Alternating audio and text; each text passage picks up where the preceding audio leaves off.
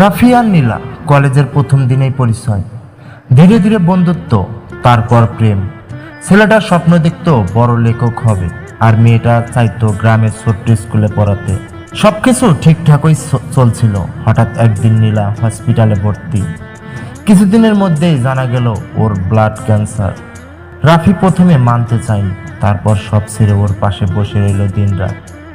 নীলার শারীরিক অবস্থা খারাপ হতে লাগলো, কিন্তু সে একদিনও রাফিকে কাঁদতে দেখেনি, বরং হাসি দিয়ে বলতো, তুই তো গল্প লিখিস, আমার জন্য একটা সুন্দর গল্প লিখবি তো? এক রাতে হঠাৎই নীলা নিঃশব্দে চলে গেল। তার বালিশের নিচে একটা ছোট্ট চিঠি পাওয়া গেল।